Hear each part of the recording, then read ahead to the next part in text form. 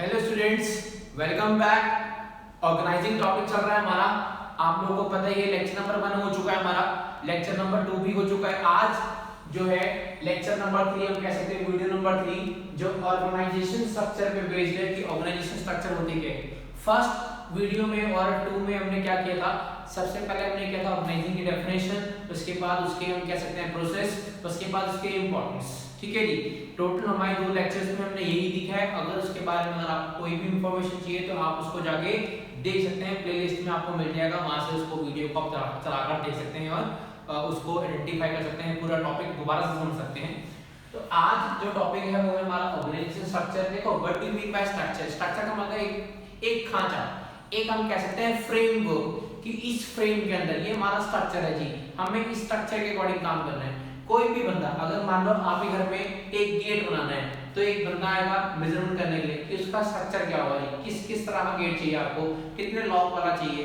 तो इससे होता क्या है कि हम हर कोई बंदा अपने अपने हिसाब से अपने अपनी स्ट्रक्चर को आइडेंटिफाई करता है। स्ट्रक्चर का मतलब हम कह सकते हैं प्रॉपर रूट होता है, सिंपलीफाई करता है कि कौन सा बंदा उसके ऊपर है, कौन सा बंदा उसके नीचे काम कर रहा है, कौन सा पोर्शन ऊपर और कौन सा पोर्शन नीचे होगा। जैसे हमारी बॉडी होती है, बॉडी भी हमारी स्ट्रक्चर वाइज डिवाइड होती है, एक्सटर्नल और इंटरनल। एक्सटर्नल बात करें हम कह सकते हैं upper part of the body and lower part of the body.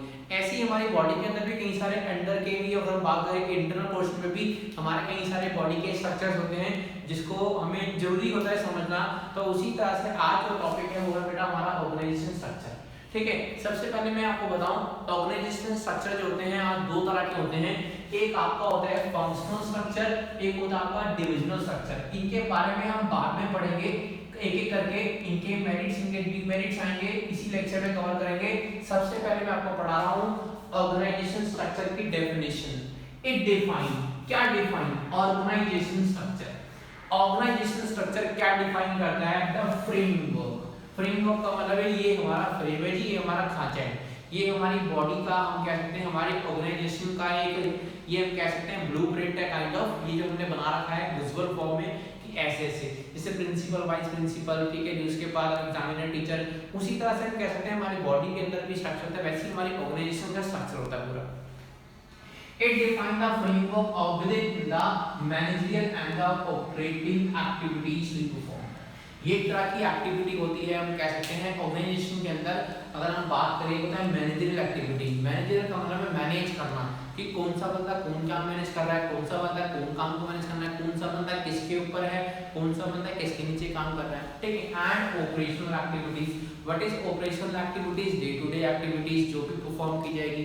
Her level के ऊपर एक मैनेजर बंदा होगा जो मैनेज कर रहा होगा, यू कैन से मैनेजर कह सकते हैं, जो हर बंदे को अपने काम को करवाएगा, अपने नीचे बंदे को इन्फॉर्म करेगा।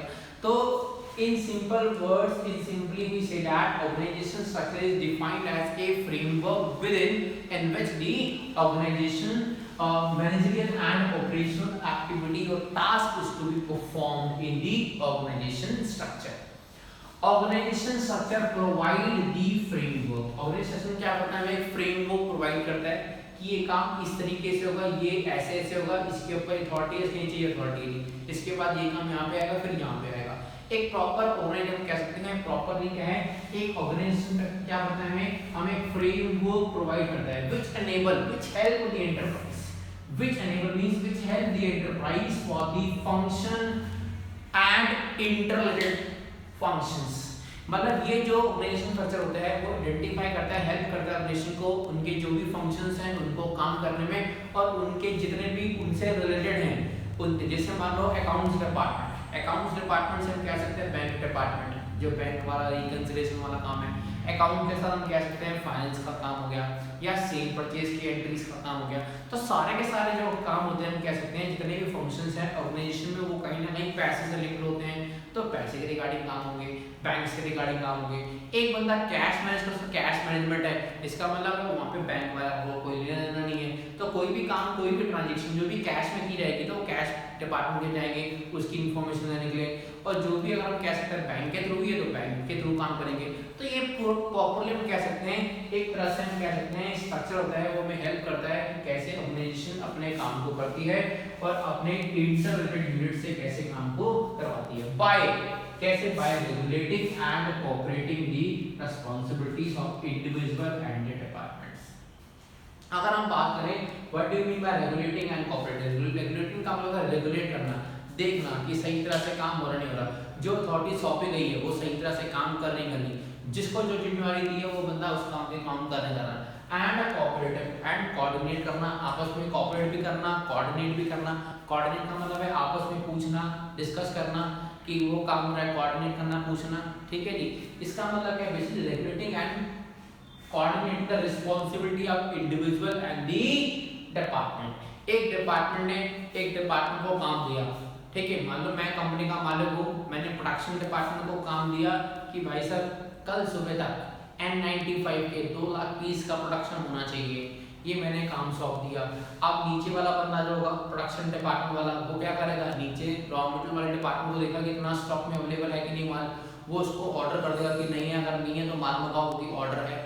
उसके बाद जो नीचे पैकिंग डिपार्टमेंट वाले हैं वो अंदर काम सौंपेंगे कि जैसे काम होगा इनकी प्रॉपर की पैकेजिंग करनी है, ठीक है। उसके बाद हम बात करें डिस्पैच डिपार्टमेंट वाला जो बंदा होगा वो तो अपने काम करेगा। तो इसका मतलब क्या है, दिस साइड ऑफ फ्रेमवर्क, ये प्रॉपर्ली फ्रेमवर्क दिखाता है कि कौन सा बंदा किसके नीचे काम करेगा, किस बंदे को किसको रिपोर्टिंग करनी है, कौन किस बंदे के लिए रिस्पांसिबिलिटी बनती है, कौन बंदा किसको इन्फॉर्म करेगा of the individual in department, ठीक है। इंडिविजुअल लेवल पे भी देखना है हमें और डिपार्टमेंट वाइज भी देखना है कि डिपार्टमेंट वाइज वो प्रॉपर्ली काम कर रहे हैं नहीं कर रहे। अगर मान लो हम बात करें पैकिंग डिपार्टमेंट में प्रॉपर है 6 बंदे हैं जी, जो एक डिपार्टमेंट रखा है, इसका नाम पैकिंग डिपार्टमेंट है। पैकिंग डिपार्टमेंट तो अपना काम करेगा पर लेकिन उसके भी यहाँ पे अदर इंडिविजुअल बंदे हैं जो अलग अलग पैकिंग कर रहे हैं, अपने अपने लेवल पे पैकिंग कर रहे हैं, उनको भी देखना है कि वो सही तरह से काम करने करें। क्योंकि अगर वो 6 बंदे काम करेंगे इंडिविजुअल बेसिस पे अपनी रिस्पांसिबिलिटी निभा रहे हैं, तो हम कह सकते हैं कि जो डिपार्टमेंट है जिसका पैकिंग डिपार्टमेंट वो अपना काम करेगा, क्योंकि 6 बंदों का लिंक जो काम है वो उस डिपार्टमेंट का किस पर डिपेंड करता है, उस बंदों पे डिपार्टमेंट करता है जो इंडिविजुअल 6 बंदे हमारे पास काम करते हैं। अब आता है बेनिफिट्स इट स्पेसिफाई, क्या specify, organisation structure specify the relationship between the people work and resources.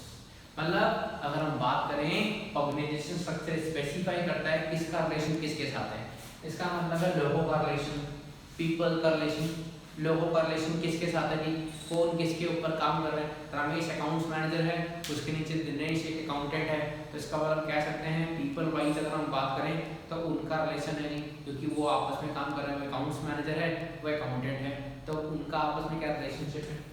Work तो कौन सा बंदा कौन सा काम करेगा, ऑब्वियस सी बात है अकाउंट्स वाला काम करेगा, मार्केटिंग वाला काम करेगा, सेलिंग वाला काम करेगा, हर कोई डिपार्टमेंट अपना अपना काम करेगा। रिसोर्सेज हर कोई डिपार्टमेंट अपने अपने संसाधनों को यूज़ करेगा, अपने अपने रिसोर्सेज को यूज़ करेगा। वो स्पेसिफाई करता है कि कौन सा रिसोर्सेज किसका है, कौन सा बंदा किस रिसोर्सेज को यूज़ कर रहा है। कोई भी किसी के संसाधनों को रिसोर्सेज को यूज़ नहीं करेगा बिना उनकी परमिशन के। तो दिस स्पेसिफाई, अगर मान लो कि प्रोडक्शन डिपार्टमेंट में, मास डिपार्टमेंट में एक कुछ इंक्वायरीज आ रही है मास पे कि मास सही तरह से नहीं बन रहा, तो इसका मतलब अगर हम बात करें तो मास तो सही नहीं बन रहा, इसका मतलब प्रोडक्शन डिपार्टमेंट में जो मशीन लग रही है, जो ऑपरेटर है वो सही तरह से काम नहीं कर रहा, वो सही तरह से देख रहा। उसके बाद अगर मान लो मास सही बन रहा है लेकिन क्वालिटी सही नहीं है मास की, कपड़ा फैब्रिक सही नहीं आ रहा, तो उसके लिए कौन डिपार्टमेंट, इन्वेंट्री डिपार्टमेंट वाला बंदा जो माल को परचेज कर रहा है, जो स्टॉक मंगा रहा है, रॉ मटेरियल मंगा रहा है, तो उसकी कमी है जी, ठीक है। तो हम इससे प्रॉपर्ली क्या करेंगे, चेक कर लेंगे कि प्रॉपर्ली कौन से बंदे में कौन सा बंदा कौन से काम को परफॉर्म कर रहा है, ये स्पेसिफाई करता है किसका रिलेशन किसके साथ है, ठीक है जी। Next point, it allow the correlation and coordination of among the human, physical and financial sources. ये क्या है, कोरिलेशन, ये कहता है कि रिलेशन किसका रिलेशन किसके साथ है जी। प्रोडक्शन डिपार्टमेंट वाला और मान लो प्रोडक्शन डिपार्टमेंट वाला मास प्रोडक्शन कर रहा है, मास की मैन्युफैक्चरिंग कर रहा है, तो इसका मतलब है उनको रॉ मटेरियल डिपार्टमेंट से उसको इन्वेंट्री जो डिपार्टमेंट है उसको कांटेक्ट करना पड़ेगा कि प्रॉपर्ली माल आया कि नहीं, स्टॉक में है कि नहीं है। अगर माल स्टॉक में नहीं है तो आगे इन्फॉर्म करें सर माल स्टॉक में नहीं है, तो वो क्या करेंगे, माल को मंगाएंगे, कॉल करवाएंगे, ठीक है जी। तो इसका मतलब क्या है, basically in simple means that it allow the correlation, कि किसका रिलेशन किसके साथ है, एंड कोऑर्डिनेशन, और कैसे कैसे वो कोऑर्डिनेट कर रहे हैं, कैसे कैसे काम को परफॉर्म कर रहे हैं। क्योंकि अगर हम बात करें हमारी बॉडी होती है वो भी आपस में क्या करें, कोऑर्डिनेट करती है। हम खाना खाते हैं तो बाकी का काम करते हैं, बॉडी अपना अपना काम करती है, उसी हिसाब से हमारी बॉडी जो होती है आपस में कोऑर्डिनेट करती है, आपस में दूसरे की हेल्प करती है, ठीक है जी। एंड अमंग द, कैसे ह्यूमंस के बीच में आपस में कोऑर्डिनेट करना, ह्यूमंस के बीच में आपस में क्या करना, हेल्प करना, दूसरे की कोऑर्डिनेट करना। Physically resources, physically available resources है कि नहीं है, फिजिकली हमारे पास एसेट्स परचेज करें कि नहीं करे, मशीन्स परचेज है कि नहीं है, उसके बाद हम बात करें फाइनेंशियल पर्पज से कि फाइनेंस डिपार्टमेंट के पास पैसा है कि नहीं है, क्योंकि माल परचेज करने के लिए हमें पैसा चाहिए ना, रॉ मटेरियल परचेज करने के लिए भी, या सेल हो चुकी है, माल बेच चुका है तो उसका पैसा आया कि नहीं है, उससे प्रॉपरली क्या करना पड़ेगा, ऑडिट करना पड़ेगा, कितना माल जा रहा है देखो, जितना पेमेंट आई कि नहीं है, ठीक है, finance department. And business enterprise recognise, सभी क्या कह सकते हैं, इन सब के कारण से ऑर्गेनाइजेशन स्ट्रक्चर अगर सही होगा, प्रॉपर्ली डिफाइंड होगा, तो एक ऑर्गेनाइजेशन, बिजनेस ऑर्गेनाइजेशन क्या करेगी, अपने ऑब्जेक्टिव को अचीव, एक्सरसाइज का मतलब है टू अचीव द ऑर्गेनाइजेशन गोल, वो अपने गोल को अचीव कर लेगी। इन सिंपली मींस दैट अगर हमारी बॉडी स्ट्रक्चर अच्छा होगा तो हम लॉन्ग लाइफ जिएंगे, अच्छा जिएंगे, हमें दिक्कत नहीं आएगी। पर हमारी बॉडी स्ट्रक्चर खराब है, कहीं ना कहीं वीकनेस है, कहीं ना कहीं कुछ पार्ट्स खराब है, ऐसी ऑर्गेनाइजेशन स्ट्रक्चर में भी होता है। अगर ऑर्गेनाइजेशन स्ट्रक्चर में अगर आपकी अच्छी काम कर रही है, ऑर्गेनाइजेशन पूरी तरह डिफाइंड है, कौन सा बंदा कौन सा काम करना है, किस बंदे को किसको रिलेशन करना है, किस बंदे को किसको रिपोर्टिंग करनी है, अगर वो सब कुछ क्लियरली डिफाइंड है, पूरी तरह से अगर हम कह सकते हैं डिफाइंड है, तो ऑर्गेनाइजेशन जो है वो क्या करेंगे, अपने डिजायर जो क्या करेंगे, गोल क्या करेंगे, उसको अचीव कर लेंगे with the help of proper organisation structure. Next point, proper organisation structure is essential for the smooth flow of communication. Communication मैंने आपको बताया स्पेसिफाई कौन सा बंदा किसको कम्युनिकेट करेगा, कौन सा बंदा किसका किसके साथ कोरिलेशन है, कौन किसके साथ काम कर रहा है, कौन किसके साथ काम नहीं कर रहा, कौन किसको रिपोर्टिंग करेगा। तो हम कह सकते हैं ऑर्गेनाइजेशन में ये सब कुछ डिफाइंड होता है कि किसका रिलेशन किसके साथ है, कौन किसके नीचे काम कर रहा है, कौन किसके सुपॉर्डिनेट पे काम कर रहा है, कौन उसका सुपरवाइजर है, उस हिसाब से किसके रिसोर्सेज किसके पास अवेलेबल है, वो कहाँ मिलेंगे, सब कुछ क्लियरली डिफाइंड होता है। अगर ऑर्गेनाइजेशन स्ट्रक्चर में सब कुछ क्लियरली डिफाइंड है तो स्मूथ फंक्शनिंग ऑफ फ्लो, कि कोई भी इंफॉर्मेशन जो होगी वो स्मूथली फ्लो होगी, कोई भी इंफॉर्मेशन प्रॉपर्ली फ्लो होगी, ठीक है, and better control of the operation of the business. और अगर हमें ऐसा अगर होगा प्रॉपर्ली फ्लो ऑफ रिसोर्सेज पूरे मिल रहे हैं, कौन सी चीज कहाँ मिल रही है, तो हमारा हम कह सकते हैं हमारे ऑर्गेनाइजेशन के अंदर जितने भी काम होंगे, बिजनेस के अंदर एंटरप्राइज के अंदर जो भी काम होंगे, वो ऑपरेशन हमें बिल्कुल स्मूथली होंगे बिना किसी रुकावट के, और उनके अंदर बेटर कंट्रोल होगा, इसके अंदर जो भी हमारे बिजनेस की एक्टिविटीज है। अगर हमारी ऑर्गेनाइजेशन अच्छी है तो हम कह सकते हैं स्मूथ फ्लो ऑफ इंफॉर्मेशन, कोई भी इंफॉर्मेशन में कोई भी ड्रॉबैक नहीं आएगा, कोई तरह की रुकावट नहीं आएगी, और इन्फॉर्मेशन सही तरह से फ्लो होगी, जिसके पास जानी है उसके पास पहुंचेगी, कोई तरह के डिस्टर्बेंस राइज ना होने के कारण से हम कह सकते हैं हमारे ऑर्गेनाइजेशन में स्मूथली हर काम होगा, और हम कह सकते हैं हमारी ऑर्गेनाइजेशन ग्रो होगी। It require for the increase the profitability of the enterprise. अगर हम चाहते हैं कि हमारे ऑर्गेनाइजेशन में प्रॉफिट हो, हमारे ऑर्गेनाइजेशन को बेनिफिट हो, हमारे ऑर्गेनाइजेशन तरक्की करे, हम लोग हर काम को डिफाइंड हो, क्लियरली डिफाइंड हो, कौन सी रिपोर्ट कहाँ पड़ी है, किसको इन्फॉर्म, किसको क्या करना है, कौन सा बंदा किस काम के लिए रिस्पॉन्सिबल है, तो उसके लिए हमें अपनी ऑर्गेनाइजेशन स्ट्रक्चर को अच्छा करना पड़ेगा। अगर हमारी ऑर्गेनाइजेशन स्ट्रक्चर का मतलब हम कह सकते हैं बोन, ऑर्गेनाइजेशन की बोन, कि ऑर्गेनाइजेशन की जो बोन है, जो विकल्प है, जो ऑप्शंस हैं, जो उसकी हम ब्रांचेस हैं, अगर वो स्ट्रांग है, वो अच्छी काम कर रही है, क्लियरली डिफाइंड है कि कौन सा बंदा किसके नीचे काम कर रहा है, तो ऑब्जेक्टिव अचीव होगा। अगर मान लो ऑर्गेनाइजेशन स्ट्रक्चर बेकार है, अनबैलेंस है या डगमगाई भी है, तो ऑर्गेनाइजेशन ऑब्जेक्टिव लॉन्ग टर्म तक मार्केट में सर्वाइव नहीं रह सकती है और अपना ऑब्जेक्टिव कभी भी अचीव नहीं कर सकती है। और मैं आपको पढ़ा चुका हूँ कि ऑर्गेनाइजेशन स्ट्रक्चर अगर हम बात करें on the basis of structure there are two type, functional structure, functional wise, एक होता है division structures, ठीक है, इनको हम अभी पढ़ेंगे दोबारा से with the help of flow chart. या आपके सामने फ्लो चार्ट लगा हुआ है जिसके अंदर हम बात करें तो बेटे 3 पॉइंट्स डिफाइन कर रहे हैं ऑर्गेनाइजेशन स्ट्रक्चर की डेफिनेशन को, और ये 4 पॉइंट्स हैं, ये आपको एनालाइज कर रहे हैं, बता रहे हैं आपको बेनिफिट्स के बारे में। इसमें एक टॉपिक और आता है स्पैम ऑफ कंट्रोल, उसको भी बेटा भी हम करते हैं, थोड़ा टॉपिक वो अच्छा है, इंपॉर्टेंट है, इसलिए मैंने यहाँ पे लिखा नहीं है ताकि कंफ्यूजन ना हो, उसको बेटा जल्दी से आप लोग लिख लें। उसके बाद हम स्टार्ट करते हैं स्पैम ऑफ कंट्रोल के बारे में, जल्दी से लिखिए बेटा।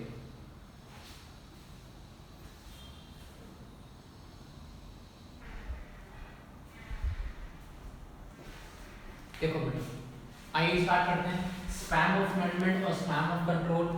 देखो सिंपल सी बात है, एक जो बंदा एक्सपीरियंस्ड होगा ना उसका स्पैम ऑफ कंट्रोल बहुत ज़्यादा होगा, और जो बंदा एक्सपीरियंस्ड कम होगा उसका स्पैम ऑफ कंट्रोल क्या होगा, कम होगा।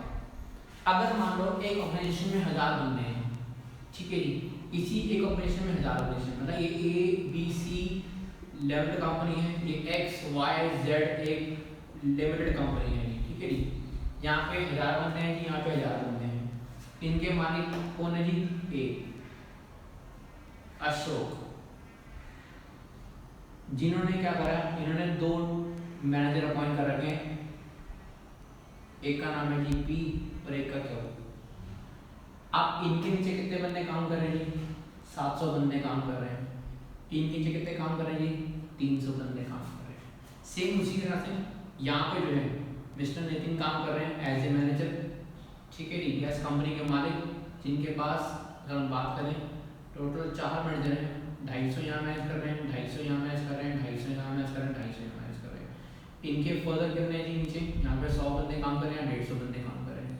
यहाँ पे कितने काम कर रहे हैं जी, यहाँ पे 100 कर रहे हैं, यहाँ पे 100 कर रहे हैं और यहाँ 50 कर रहे हैं जी, ठीक है जी। यहाँ पे हम बात करें, यहाँ पे कितने जी, मान लो 50-50 के 5 है जी। तो अगर हम बात करें यहाँ पे कितने जी, मान लो एक पे 150 है जी, एक में 100 है। तो अगर हम बात करें स्पैन ऑफ या डायग्राम से क्या शो हो रहा है, आपको ये शो हो रहा है कि मिस्टर अशोक जो है मालिक हैं, इनके पास क्या है, पी और क्यू, दो मैनेजर हैं, इनके पास क्या है, मान लो यहाँ पे ए बी है, बी है, ए सी है, यहाँ डी है। इनका मतलब अगर हम बात करें तो ये दो बंदों को मैनेज कर पा रहे हैं आसानी से। इसका मतलब कह सकते हैं इनका स्पैन ऑफ कंट्रोल क्या बहुत स्ट्रांग है, मतलब ये इफेक्टिवली अगर हम बात करें अपने नीचे जितने भी बंदे हैं उनको आसानी से मैनेज कर पा रहे हैं, दो बंदों को कर पा रहे हैं, ठीक है जी। अब यहाँ पे अगर हम बात करें, यहाँ पे कितने हैं जी, यहाँ पे 4 बंदे हैं, क्लियर है। तो अगर हम बात करें स्पैन ऑफ कंट्रोल का मतलब है एक बंदा कितने बंदों को मैनेज कर सकता है। जो बंदा जितने ज़्यादा बंदों को मैनेज करेगा, हम कह सकते हैं इनका स्पैन ऑफ कंट्रोल क्या होगा, ज़्यादा होगा, मतलब वो हम कह सकते हैं ज़्यादा एक्सपीरियंस्ड है या ज़्यादा क्वालिफाइड है। तो स्पैन ऑफ कंट्रोल का मतलब क्या है, या स्पैन ऑफ मैनेजमेंट का मतलब है नंबर ऑफ सबऑर्डिनेट्स, जितने भी नीचे हमारे सबऑर्डिनेट्स हैं, हर लेवल के ऊपर सुपीरियर और सबऑर्डिनेट रिलेशनशिप होता है, आप लोगों को पता है हर लेवल के ऊपर सुपीरियर और सबऑर्डिनेट होगा ही होगा।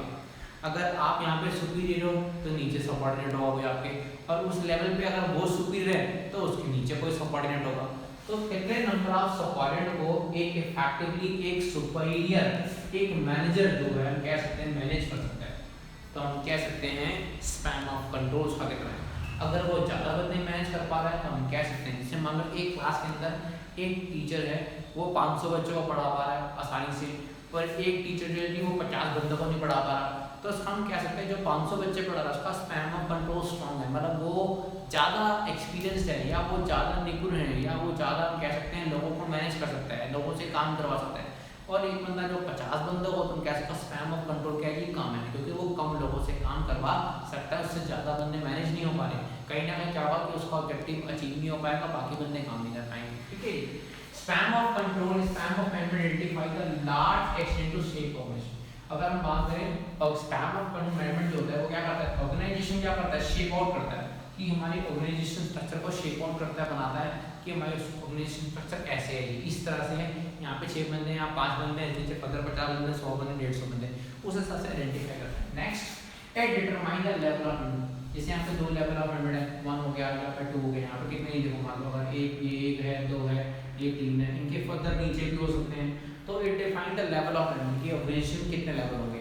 अगर स्पैन ऑफ कंट्रोल बहुत ज़्यादा स्ट्रांग होगा तो लेवल ऑफ मैनेजमेंट कम होंगे, अगर स्पैन ऑफ मैनेजमेंट अगर हम कहते हैं वीक होगा तो ऑब्वियसली बात है बंदे क्या होंगे वहाँ पे ज़्यादा होंगे, ज़्यादा लेवल्स होंगे, क्योंकि उसको ज़्यादा बंदों की रिक्वायरमेंट पड़ेगी अपने काम को मैनेज करने के लिए। पर अब मान लो उसी जगह पे अगर मान लो कंपनी में कम बंदे हैं, ठीक है, तो वहाँ पे क्या बंदे ज़्यादा हैं और स्पैन ऑफ कंट्रोल उसका वीक है, वो जो लोग हैं वहाँ पे काम कर रहे हैं वो ज़्यादा कंट्रोल नहीं कर पा रहे, तो वहाँ पे उसको डिफरेंट लोगों को अपॉइंट करना पड़ेगा ताकि वो सारे बंदों को क्या करें मैनेज कर सकें। तो हम कह सकते हैं कि ऑर्गेनाइजेशन स्ट्रक्चर बड़ी होगी तो उसकी ऑर्गेनाइजेशन स्ट्रक्चर जो होगी वो छोटी होगी, ठीक है जी। तो ये था हमारा span of control, span of management, इसको जल्दी से लिख लिए। फिर इसके बाद पढ़ते हैं जो हमारा स्ट्रक्चर है, फंक्शनल स्ट्रक्चर और डिविजनल स्ट्रक्चर के बारे में, जल्दी से इसको एक बार लिख लिया।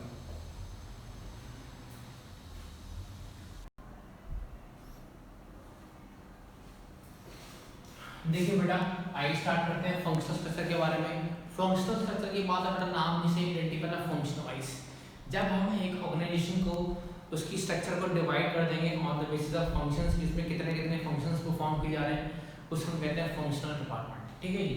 तो activities and groups on the basis of departments created basic specific function. देखो जी फंक्शनल स्ट्रक्चर एक ऐसी एक्टिविटी है जहाँ पे ग्रुप किया जाएगा। पहली बात, जो भी सिमिलर नेचर की एक्टिविटीज होती है उनको ग्रुप कर दिया जाएगा। जैसे प्रोडक्शन के रिगार्डिंग प्रोडक्शन वाला काम होगा उसको ग्रुप कर दिया, एंड एक डिपार्टमेंट क्रिएट कर दिया जाएगा। और जो ग्रुप करने के बाद एक डिपार्टमेंट को क्रिएट कर दिया जाएगा on the basis of specific function. जो भी वो स्पेसिफिक फंक्शन को फॉर्म कर रही है उस हिसाब से उसको हम कर सकते हैं, उसको आइडेंटिफाई कर दिया जाएगा या उसको ग्रुप कर दिया जाएगा। ठीक है जी। जॉब रिलेटेड टू प्रोडक्शन, जैसे फॉर एग्जांपल अगर हम बात करते हैं यहाँ पे, फॉर एग्जांपल कोई भी जॉब अगर है प्रोडक्शन के रिगार्डिंग है तो उसको हमने किसमें ग्रुप कर दिया, प्रोडक्शन डिपार्टमेंट। और कोई भी अगर एक्टिविटी सेल के रिगार्डिंग है तो किसमें डाल दिया हमने, सेल्स डिपार्टमेंट में। प्रोडक्शन डिपार्टमेंट का और सेल्स डिपार्टमेंट का कोरिलेशन है, आपस में लिंक करते हैं, क्योंकि जितना सामान प्रोड्यूस होगा उतना ही सामान सेल होगा, और सेल टारगेट जो हम करते हैं उसी हिसाब से प्रोडक्शन किया जाएगा। अगर सेल का कोई टारगेट नहीं है तो प्रोडक्शन कहाँ से होगा, पर प्रोडक्शन अगर नहीं है तो सेल कहाँ से होगी।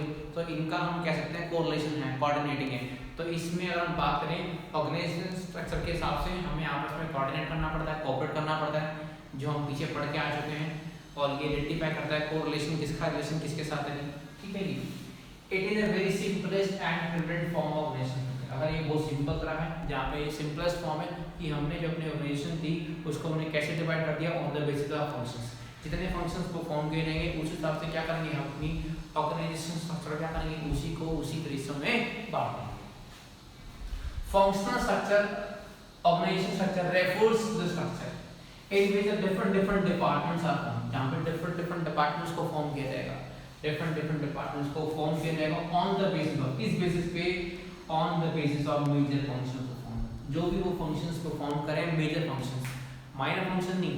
छोटे मोटे फंक्शन में कोई डिपार्टमेंट नहीं होगा, क्योंकि अगर हम ऐसे ही छोटे मोटे डिपार्टमेंट के लिए डिपार्टमेंट बना देंगे तो हमारे लिए दिक्कत हो जाएगी हमें काम को। तो जो भी बड़े बड़े डिपार्टमेंट्स होंगे उनके लिए डिपार्टमेंट बनाएंगे, छोटे छोटे डिपार्टमेंट के लिए हम एक डिपार्टमेंट डालेंगे, एक बंदे को अपॉइंट करेंगे जो सारे काम को मैनेज कर लेगा।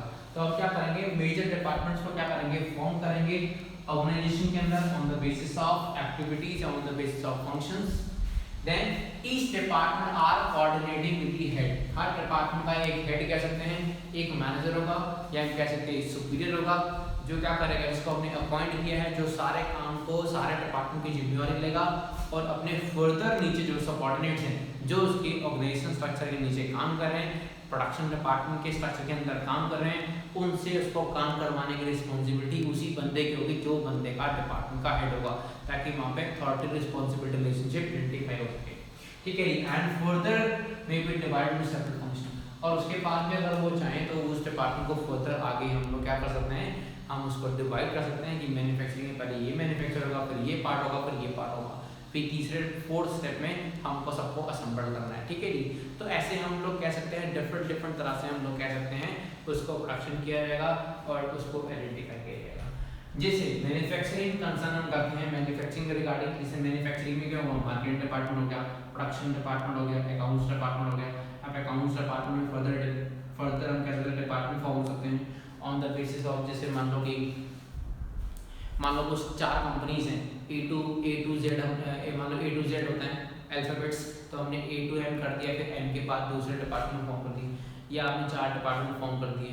तो उसके अंदर फिर हमने देखा फर्दर से अगर हमें कोई इंक्वायरी करनी है तो हमें फाइल की। जैसे अगर हम बात करते हैं एक मेडिकल शॉप में जाते हो, केमिस्ट की शॉप पे जाते हो, उसने क्या करते हैं अल्फाबेटिक वाइज क्या करते हैं मेडिसिन को डाल देते हैं कि बच्चों का प्रोडक्ट्स यहाँ मिलेगा, लेडीज प्रोडक्ट्स यहाँ मिलेंगे। ठीक है जी। कोई भी एनर्जेटिक जूस वूस हैं या सप्लीमेंट्स हैं वो वहाँ मिलेंगे। तो उसने क्या करा, हम कह सकते हैं उसने भी अपनी स्ट्रक्चर को डिफाइन कर रखा है कि ताकि हमें आसानी से दिक्कत ना हो। वहाँ पे डिवीजन वाइज है क्योंकि प्रोडक्ट वाइज है। जब भी कभी हम प्रोडक्ट वाइज बात करते हैं तो डिवीजन वाइज करते हैं। जैसे हम बात करें कंपनी वाइज की, अगर हम बात करें सेल्स देखनी है, परचेज करनी है, सेल परचेज देखनी है, तो हम क्या करते हैं अलग अलग टाइम्स की अलग फाइल बनाते हैं। जैसे रमेश जी की जो फाइल थी वो लाल रंग की बना दी, ठीक है, तो रमेश की फाइल लाई जाती है क्योंकि उसमें सारी फाइल्स रमेश की होगी। ठीक है जी।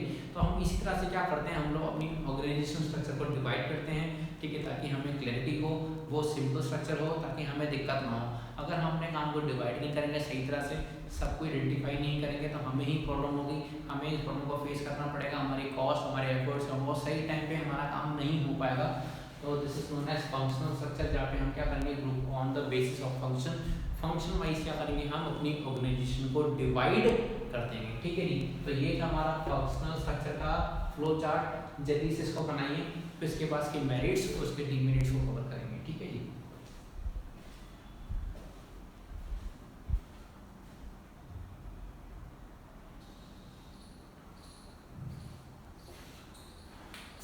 देखो बेटा, आपका सामने लिखा हुआ है फंक्शनल स्ट्रक्चर के मेरिट्स। ये आपके सामने टोटल मैंने 4 मिनट्स लिख दिए। पहला पॉइंट है बेटा स्पेशलाइजेशन, उसके बाद है कोऑर्डिनेशन, उसके बाद है जी आपका economically, and the last is increasing management efficiency. आइए स्टार्ट करते हैं स्पेशलाइजेशन से। मैंने आपको पढ़ाया था कि फंक्शनल स्ट्रक्चर के अंदर हम फंक्शन वाइज काम करते हैं। मार्केटिंग वाला काम मार्केटिंग वाला काम था हमारा, सेलिंग वाला काम सेलिंग डिपार्टमेंट वाला बंदा संभाल रहा है, अकाउंट्स वाला काम अकाउंट्स डिपार्टमेंट संभाल रहा है। तो अगर हम बात करें तो यहाँ पे जो भी बंदे होते हैं इन्वॉल्व होते हैं, ह्यूमन रिसोर्सेज या हम कह सकते हैं लोग इन्वॉल्व होते हैं, वो सिर्फ वही काम करते हैं, वही रूटीन वाला काम करते हैं रोज, जो वो रोज बेसिस पे करते रहते हैं। अकाउंट्स वाला अकाउंट्स डिपार्टमेंट वाला बंदा अकाउंट्स के रिगार्डिंग ही काम करेगा। उसके अंदर मान लो बंदा सेल्स डिपार्टमेंट वाला है, वो सिर्फ सेल्स की एंट्री रिकॉर्ड कर रहा है, तो सिर्फ वो सेल्स की एंट्री रिकॉर्ड करेगा। तो जिससे क्या हुआ, पहली बात स्पेशलाइजेशन, वो स्पेशलाइज हो जाएगा। अगर आप एक कंपनी में काम कर रहे हो जहाँ पे आपको क्या करना है, बैंक रिकंसिलिएशन स्टेटमेंट्स को सॉल्व करना है। पहली बार जब हर बारी हर महीने आप बैंक रिकंसिलिएशन करोगे तो आपको पता है कौन सी एंट्रीज जो थी आई नहीं है, रिकॉर्ड नहीं है, कौन सी आई है मैंने बुक्स में रिकॉर्ड नहीं करी है, तो आप उसकी अकाउंट बना लोगे, पूरा ब्यूरो बना लोगे। उसके बाद अगले महीने आपको दिक्कत नहीं आएगी क्योंकि आप उसी काम को करते हैं, आपको हर काम में क्लैरिटी है ना। और आप हम कह सकते हैं स्पेशलाइज हो रहोगे उसी स्किल के अंदर, क्योंकि आप हम कह सकते हैं आप रेगुलर बेसिस पे वो काम करते आ रहे हैं। पर अगर हम बात करें कि जब हम इसको शिफ्ट करेंगे, बार बार चेंज करेंगे, तो वो उसके स्पेसिफिकेशन खराब हो जाएगी, वो बंदा स्पेशलाइज नहीं हो पाएगा और टाइम वो लगेगा, एफर्ट ज़्यादा लगेगा, ठीक है, जिससे वो हमारे लिए बहुत इकोनॉमिकली नहीं होगा। तो in the functional structure employees is to perform the same job. पहली बार जो एम्प्लॉइज होंगे वो सेम जॉब को परफॉर्म करेंगे on the basis of department regularly, जो डिपार्टमेंट में रेगुलरली काम होता है वही काम करते रहेंगे सेम वर्क को। दिस इंप्रूव द परफॉर्मेंस, जिससे क्या होगा, उनकी परफॉर्मेंस बढ़ेगी एम्प्लॉय की, और एम्प्लॉय जो होंगे वो स्पेशलाइज हो जाएंगे। हम कह सकते हैं ऑर्गेनाइजेशन स्ट्रक्चर के अंदर वो स्पेशलाइज काम करेंगे, उस काम को करने में उनको टाइम लगेगा, बहुत जल्दी से एफर्ट से काम कर देंगे, क्योंकि वो उसी काम को रूटीन बेसिस से बार बार लगातार करते जा रहे हैं, पिछले 3 साल से करते आ रहे हैं, ठीक है जी। नेक्स्ट पॉइंट, अगर हम बात करें coordination, worker perform the similar job. पहले में यहाँ पे जो वर्कर होगा वो क्या करेगा, सिमिलर जॉब।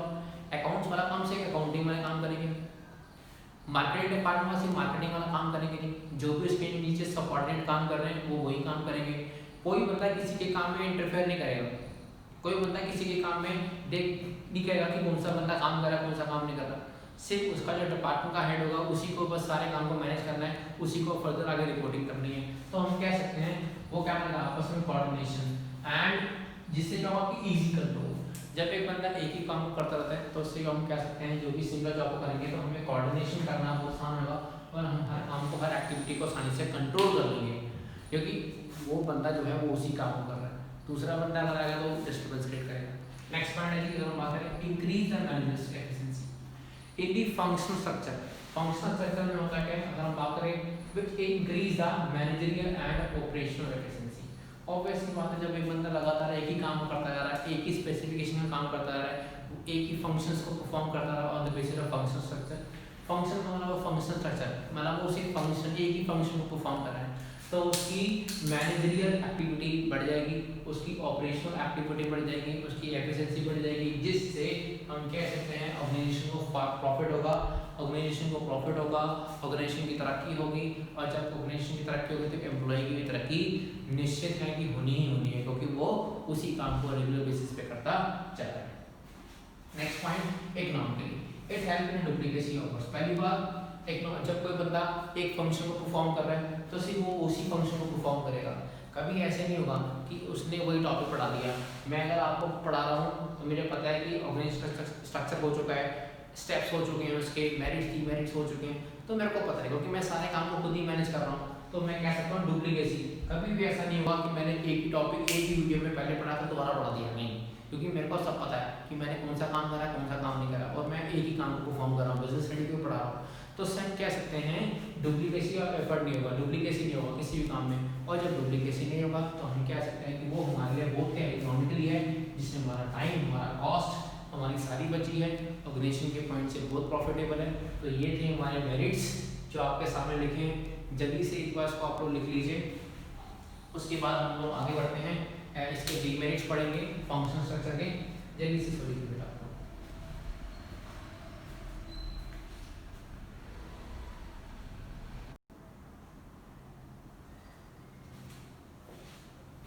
देखो जी, डीमेरिट्स और डिसएडवांटेजेस का मतलब एक ही होता है। फंक्शनल स्ट्रक्चर की डिफिकल्टीज क्या है, हमारा डीमेरिट्स क्या है। पहला पॉइंट है एंट्रेंस इन दी ऑर्गेनाइजेशन ऑब्जेक्टिव। अगर हम बात करें, ऑर्गेनाइजेशन ने प्लान करा कि मेरे को प्रॉफिट कमाना है, प्रोडक्शन डिपार्टमेंट ने अपना सामान प्रोड्यूस कर दिया, सेल्स डिपार्टमेंट ने अपना सेल टारगेट पूरा कर दिया, तो हम कह सकते हैं हमारा ऑब्जेक्टिव अचीव हो गया। पर लेकिन यहाँ पे मेन प्रॉब्लम होती है, रुकावट क्या आती है कि हर कोई डिपार्टमेंट जो होता है वो अपना अपना काम परफॉर्म करता है, पर वो ऑल ओवर हम बात करें ऑर्गेनाइजेशन ऑब्जेक्टिव को भूल जाते हैं। वो सिर्फ अपने अपने ऑब्जेक्टिव फोकस करते हैं, जिस कारण से क्या होता है कभी कभार ऑर्गेनाइजेशन ऑब्जेक्टिव जो होता है वो अचीव नहीं हो पाता। तो functional structure is main emphasise more focus on achieving that department. अपने अपने डिपार्टमेंट के ऑब्जेक्टिव पे फोकस करते हैं ज़्यादा, उसको अचीव करने के लिए वो भूल जाते हैं कि हमारा फर्दर आगे ऑब्जेक्टिव अचीव होगा नहीं होगा, या आगे होगा या ऑपरेशन ऑब्जेक्टिव अचीव होगा नहीं होगा। वो करता है कि बस हमारे लेवल पे जो काम हो हमने परफॉर्म कर दिया जी, हमारे काम में छुट्टी। उसके बाद रेदर ऑन ऑल ओवर, मतलब वो ऑल ओवर ऑब्जेक्टिव को कंसिडरेशन ना करके सिर्फ वो अपने ही ऑब्जेक्टिव के ऊपर क्या करते हैं, फोकस करते हैं कि उनका ऑब्जेक्टिव किसी तरह से अचीव हो जाए। अब जिस कारण से क्या होता है कभी कभार ऑर्गेनाइजेशन ऑब्जेक्टिव क्या होता है वो अचीव नहीं हो पाता, ठीक है, क्योंकि ऑर्गेनाइजेशन अपने बारे में सोचती है, ठीक है, कि मेरे को प्रोडक्शन करना है, ठीक है, मैं प्रोडक्शन कर दूंगा, सेल्स डिपार्टमेंट अपना काम करे या ना करे, मार्केट डिपार्टमेंट काम अपना करे ना करे, सही तरह से एडवर्टाइजमेंट। और फिर क्या होता है, बाद में प्रॉब्लम क्या होती है, आपस में एक दूसरे को ब्लेम करते हैं, ठीक है, कि तुम्हारे कारण से ऑब्जेक्टिव अचीव नहीं हुआ, तुम्हारे कारण से तुमने सेल नहीं करी, तुम मार्केटिंग नहीं करी। दिस इज नोन एज, अगर हम बात करें, डिफिकल्टी ऑफ फिक्सिंग अकाउंटेबिलिटी। कभी कभार अकाउंटेबिलिटी फिक्स नहीं हो पाती, कौन सा बंदा उस काम के लिए अकाउंटेबल था, किसके कारण से हमारा ऑब्जेक्टिव अचीव नहीं हो पाता। तो it is very difficult to hold a particular department, किसी पर्टिकुलर डिपार्टमेंट को होल्ड करना और की रिस्पांसिबिलिटी को फिक्स करना कि कौन बंदा उस प्रॉब्लम के लिए रिस्पांसिबल था, वो दिक्कत होती है। कोई डिपार्टमेंट अपने को सेट नहीं करता कि मेरे कार्य से होगा। प्रोडक्शन डिपार्टमेंट ने माल प्रोड्यूस कर दिया, ठीक है जी, मार्केट डिपार्टमेंट ने मार्केटिंग कर दी, पर लेकिन प्रोडक्शन डिपार्टमेंट वाले क्या बोलेंगे, इन्होंने मार्केटिंग गलत करी है, जहाँ पे मार्केटिंग कर दी वहाँ उन्होंने मार्केटिंग करी नहीं है। किसी तरह से क्या करेंगे, आपस में क्या करेंगे, हम बात करें तो जो रिस्पॉन्सिबिलिटी फिक्स नहीं हो पाई कि कौन सा बंदे ने कोई किस कारण से ऑब्जेक्टिव अचीव हुआ, हर कोई डिपार्टमेंट एक दूसरे को ब्लेम करेगा। अगर हम बात करें इनफ्लेक्सिबिलिटी, अगर हम बात करें प्रोडक्शन डिपार्टमेंट, जो प्रोडक्शन डिपार्टमेंट में एम्प्लॉई है रमेश, वो सिर्फ प्रोडक्शन वाला काम कर रहा है, उसको सिर्फ मशीन ऑपरेट करनी आती है कि कैसे मशीन को ऑपरेट करना है, उसके अलावा उसको कोई काम नहीं आता। अगर मान लो किसी टाइम पे, अगर मान लो कि किसी बंदे की रिक्वायरमेंट है, क्या बंदा खाली है, प्रोडक्शन काम बंद हो गया, तो मैं उसको शिफ्ट कर दूँ किसी दूसरी जगह पे, तो वो उसको काम आता ही नहीं होगा, क्योंकि उसको कुछ काम आता नहीं है। तो इसका मतलब क्या है कि इनफ्लेक्सिबिलिटी, हम किसी एम्प्लॉई को शिफ्ट नहीं कर सकते किसी एक डिपार्टमेंट से किसी एक पोजीशन के ऊपर या किसी और जगह पे, क्योंकि उसको फिर ट्रेन करना पड़ेगा, उसमें हमारा टाइम लगेगा, हमारा एफर्ट लगेगा, क्योंकि जो बंदा ट्रेंड होगा वो उस काम को जल्दी कर देगा। उस बंदे को ट्रेन करना, सिखाना, बिखाना सब कुछ क्या होगा, हमारी ह्यूज कॉस्ट इन्वॉल्व हो जाएगी। तो एम्प्लॉइज इन ट्रेन, कोई भी एम्प्लॉय होता है, अगर हम बात करें सिंगल एक फंक्शन में ट्रेन किया जाता है, तो वो जो बंदा होता है उसी काम में माहिर होता है, उसी काम में स्पेशलाइज होता है, इसी वही काम करता है। कभी कभार मान लो चले गया या बंदे की डेथ हो गई, किसी तरह से कोई प्रॉब्लम आ गई, तो उससे हमें कंपनी का लॉस होगा। और ये मान लो किसी टाइम पे किसी बंदे की रिक्वायरमेंट है, आपको शिफ्ट करने के लिए, उसको हम ना चाहकर भी शिफ्ट नहीं कर सकते, क्योंकि उसके वहाँ पे जाने से काम बल्कि सॉल्व नहीं होगा, बल्कि काम बढ़ जाएगा, ठीक है जी।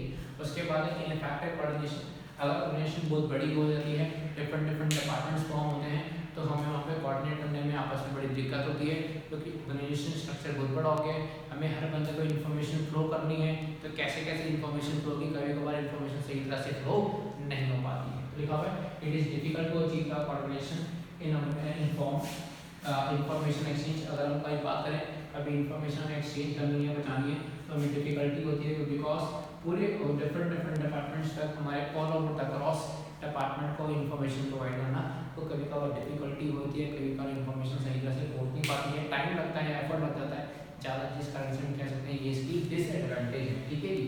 तो ये थी आपके सामने total 4 disadvantages of the functional structure.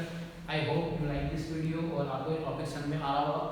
ठीक है जी, प्लीज जल्दी से इसको लिखिए, फिर हम आगे बढ़ते हैं।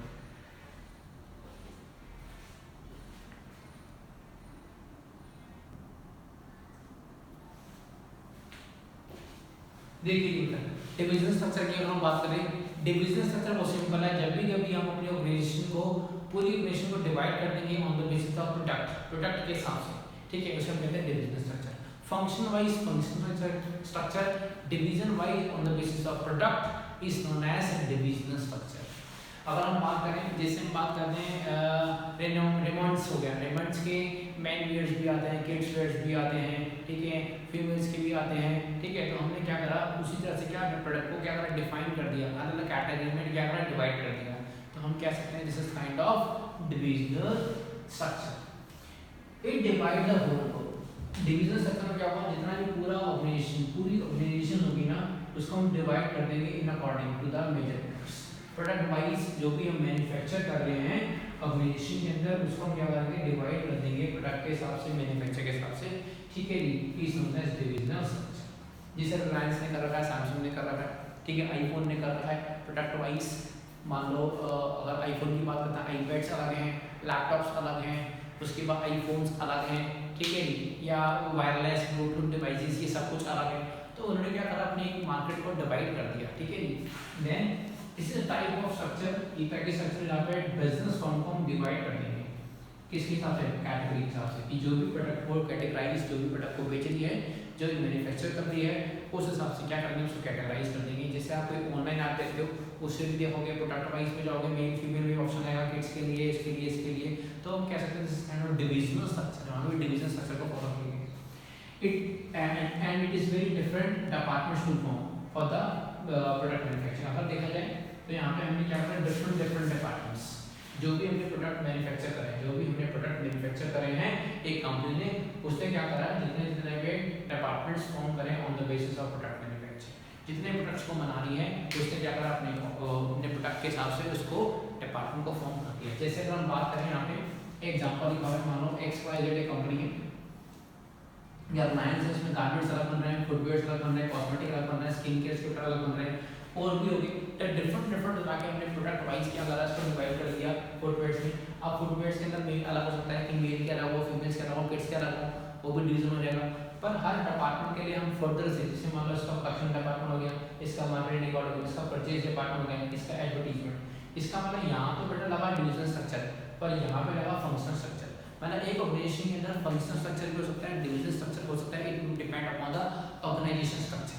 वो ऑर्गेनाइजेशन स्ट्रक्चर के ऊपर डिपेंड करता है कि कैसे कैसे उसके अंदर आइडेंटिफाई किया जाएगा, ठीक है जी। इसको अगर हम फर्दर चाहें तो फर्दर भी आगे डिवाइड कर सकते हैं on the basis of product wise, ठीक है जी। कॉस्मेटिक प्रोडक्ट्स के अंदर, स्किन केयर के अंदर, ठीक है जी, फॉर जैसे मान लो कि डार्क स्किन के लिए, लाइट स्किन के लिए, ठीक है, डिफरेंट आपको पता है प्रोडक्ट्स आते हैं मार्केट में, एडवर्टीजमेंट के पॉइंट ऑफ व्यू से दिखाते हैं किस किस तरह की स्किन के लिए, ठीक है जी। उसी तरह से प्रोडक्ट्स बनाते हैं हम लोग, ठीक है, ताकि हमें ईच यूनिट, हर यूनिट का एक डिवीजन मैनेजर होगा जो सारे काम करेगा, and division manager is responsible for all the activities regarding to that department. उस डिपार्टमेंट के लिए वो जिम्मेदार होगा, और he is accountable for that department, और वो अकाउंटेबल होगा, उसको इन्फॉर्म करना पड़ेगा अपने आगे डिपार्टमेंट को। उसके नीचे फर्दर अगर और भी बंदे का काम करे उस डिपार्टमेंट के, तो वो जो बंदे हैं वो उस डिपार्टमेंट के मैनेजर अकाउंटेबल है, वो उनको इन्फॉर्म करेंगे कि सारा काम होने का, वो सारे काम को परफॉर्म किया जाएगा। तो ये था बेटा आपका divisional structure. Divisional structure in short means that the groups are the products के हिसाब से, जब कोई भी कंपनी एक प्रोडक्ट को मैन्युफैक्चर करती है, डिफरेंट प्रोडक्ट्स को डील करती है, तो वो क्या करते हैं, उसको कैटेगराइज कर देगी on the basis of goods manufactured, उसे हम कहते हैं डिविजनल स्ट्रक्चर। और जब भी कोई ऑर्गेनाइजेशन अपने काम को डिवाइड करेगी on the basis of functions, कितने फंक्शंस परफॉर्म करेंगे, तो उसे हम कहते हैं फंक्शनल स्ट्रक्चर। जल्दी से आगे बनाइए, फिर हम पढ़ेंगे इसका मेरिट्स और डिमेरिट्स।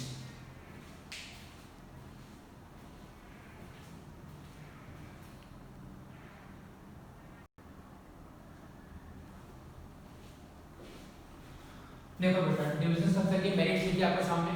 सबसे पहले आइए दो पढ़ते हैं, पहले डेवलपमेंट ऑफ स्किल, उसके बाद क्विक डिसीजन मेकिंग। सबसे सिंपल है क्विक डिसीजन मेकिंग। अब मैं बात कर रहा हूँ डिवीजन के अंदर, डिवीजन के अंदर हमने प्रोडक्ट को डिवाइड करा, तो हर डिपार्टमेंट का कौन एक डिवीजन हेड होगा जो इस काम को करेगा, हम कह सकते हैं उस डिपार्टमेंट का या उस डिवीजन का एक मैनेजर होगा। तो इसका मतलब है उसके डिसीजन कौन लेगा, वो मैनेजर लेगा। And we can say he is free to take, वो फ्री है, अपने हिसाब से कोई भी डिसीजन ले सकता है अपने ऑर्गेनाइजेशन के हिसाब से, प्रॉफिटेबल पॉइंट ऑफ व्यू से, जिससे कोई डिसीजन होगी पहली बार।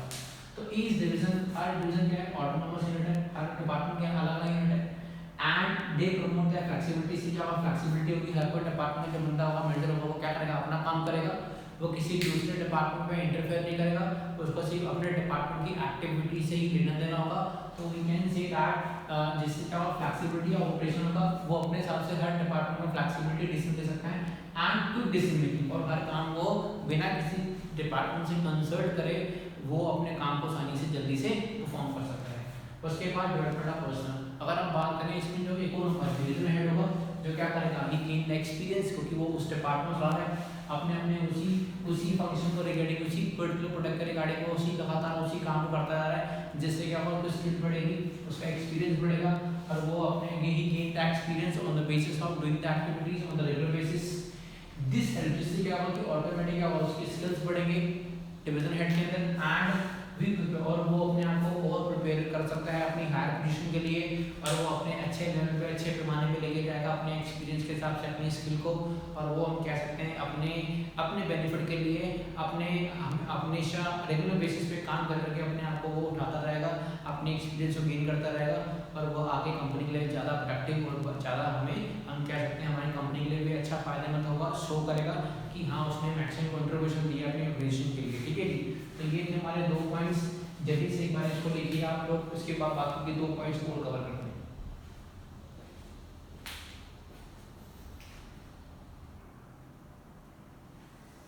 देखिए नेक्स्ट पॉइंट होता है इजी एक्सपेंशन। ऑब्वियसली बात है, मैंने आपको पढ़ाया डिपार्टमेंट, इस डिपार्टमेंट में होंगे प्रोडक्ट्स वाइज। अगर मान लो ऑलरेडी हमारी कंपनी में 4 प्रोडक्ट्स हैं, अभी हमें नया प्रोडक्ट लॉन्च करना है, तो हम नए प्रोडक्ट को लॉन्च कर सकते हैं बिना किसी इंटरप्शन के, बिना किसी रुकावट के। हमारे 4 प्रोडक्ट तो काम कर रहे हम अपना एक सेगमेंट और इंट्रोड्यूस कर लेंगे, उसके बाद लगता है कि हमें उसको रिमूव करना है, रिमूव भी कर सकते हैं, तो फर्दर ऐड भी कर सकते हैं। तो वी कैन से दैट इसमें हम कह सकते हैं बेसिकली इजी एक्सपेंशन, हम अपने काम को एक्सपेंड कर सकते हैं, क्योंकि हमें नए नए प्रोडक्ट को लॉन्च करते जाना है, नए नए प्रोडक्ट को ऐड करते जाना है, जिससे हम कह सकते हैं हमारे प्रोडक्ट की एक्सपेंशन होती रहेगी और हमारी कंपनी के लिए प्रॉफिट आता रहेगा।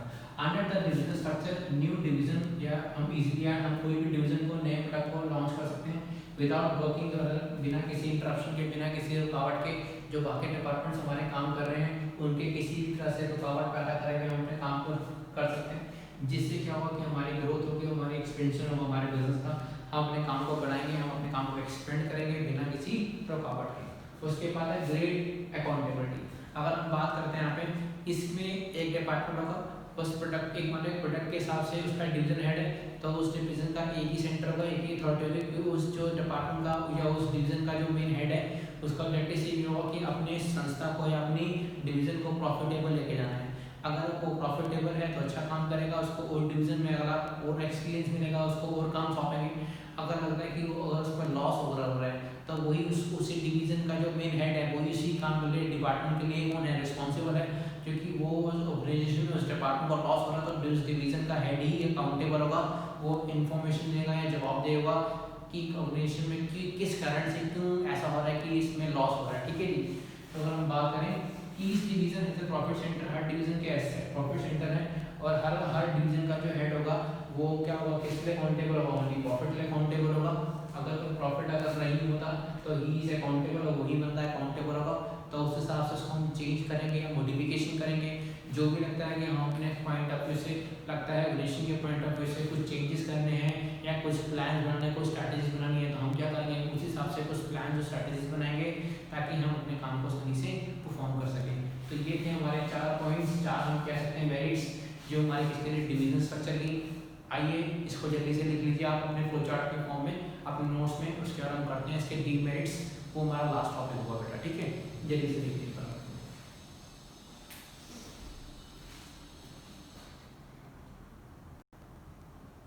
ये चारों फ्लो चार्ट आपने बने हुए डिवीजन स्ट्रक्चर के मेरिट्स के।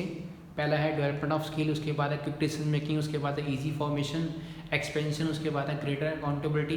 ये चारों पॉइंट्स हमारे हो चुके हैं मेरिट्स के। जल्दी से इसको लिखिए आप लोग, फिर हम आगे कंटिन्यू करते हैं।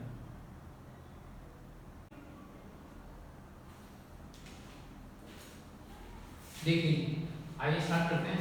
Functional structural demerits duplicacy of activities, similar type of activities होती है, कई बार परफॉर्म की जाती है।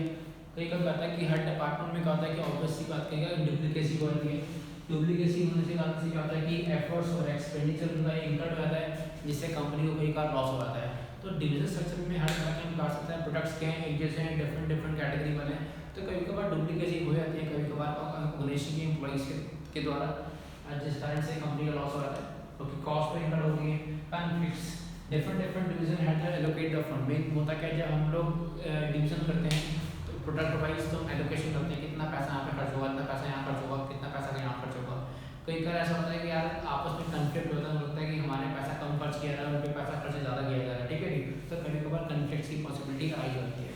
तो different different division edge over the allocating fund हो गया, और डिवीजन को हम एलोकेट करते हैं different different department wise. Division try to maximise, हर डिवीजन का ऑब्जेक्टिव होता है कि प्रॉफिट क्या करना है, मैक्सिमाइज करना है डिवीजन का, और कॉस्ट क्या करनी है, मिनिमाइज करनी है, ठीक है। पर लेकिन क्या होता है कई बार हम बात करें एलोकेशन करते हैं फंड को, तो कभी कभार आपस में जो डिपार्टमेंट्स होते हैं उनमें मनमुटाव आता है, लगता है कि उनको ज़्यादा फंड दे दिया, उनको पैसे ज़्यादा खर्च कर दिया, हमारे प्रोडक्ट्स पे ज़्यादा पैसा कम खर्च कर रहा है, उनके प्रोडक्ट पे कम ज़्यादा खर्च कर रहा है। तो इस तरह से कई बार मैनेजमेंट के अंदर कन्फ्लिक्ट की पॉसिबिलिटी आई सकती है, डिवीजन वाइज आपस में कन्फ्लिक्ट आता है। नेक्स्ट पॉइंट है ऑर्गेनाइजेशन इग्नोर। ऑब्वियसली बात है, कई बार क्या होता है डिवीजन वाइज हर डिवीजन अपना अपना काम कर रहा है, हर प्रोडक्ट क्या कर रहा है, अपने अपने काम में काम कर रहा है, हर कोई प्रोडक्ट अपने प्रोडक्ट के बारे में सोचेगा, वो दूसरे प्रोडक्ट को भूल जाएगा, ठीक है नहीं, कि उस पर क्या इफेक्ट पड़ेगा क्या नहीं पड़ेगा। हर डिवीजन क्या करेगा, अपनी सेल के लिए अपने प्रोडक्ट को बेटर बताएगा, ठीक है। तो कई बार क्या होता है कि कई बार ऑर्गेनाइजेशन ऑब्जेक्टिव हमारा अचीव नहीं हो पाता, ठीक है। हाँ, डिपार्टमेंट के ऑब्जेक्टिव अचीव हो जाएंगे, डिवीजन के ऑब्जेक्टिव हो जाएंगे, पर कभी कभार क्या होता है कि हम लोग जो नेगलेक्ट करते हैं, हम लोग भूल जाते हैं कि हमारा ऑर्गेनाइजेशन ऑब्जेक्टिव क्या है, कि हमें जैसे अच्छी क्वालिटी के सामान बेचने हैं, हमें किसी को मान लो एक डिवीजन था, ठीक है, उसमें प्रोडक्ट था, उसको प्रोडक्ट एक्सपायर हो गया, पर लेकिन क्या हुआ, जो डिवीजन डिपार्टमेंट था उसने क्या करा, प्रोडक्ट को बेच दिया, ठीक है, प्रोडक्ट को बेच दिया, पर इससे ऑल ओवर क्या इफेक्ट पड़ा, डिवीजन ने प्रॉफिट कमा लिया पर लेकिन एट द एंड क्या हुआ, नेगेटिव इमेज पड़ेगी, जो कि प्रोडक्ट से किसी को एलर्जी होगी तो इसका नाम खराब होगा। डिवीजन का तो नाम खराब होगा नहीं, डिपार्टमेंट का, उसका व्यक्ति माल बेचना, उसने बेच दिया, पर लेकिन किसका नाम खराब होगा, कंपनी का नाम खराब होगा, क्योंकि कंपनी पे उस पर चार्जेस मिलेंगे, कुछ और कार्रवाई हो जाएगी। तो ऑर्गेनाइजेशन ऑब्जेक्टिव को छोड़ के लोग क्या करते हैं, अपने ऑब्जेक्टिव पे ज़्यादा फोकस करते हैं, जिस कारण से हम कह सकते हैं कभी कभार हमारी प्रॉब्लम अराइज हो जाती है। तो ये थे हमारे 3 पॉइंट्स, जिसके अंदर मैंने डिवीजन स्ट्रक्चर के 3 डीमेरिट्स बताए आपको।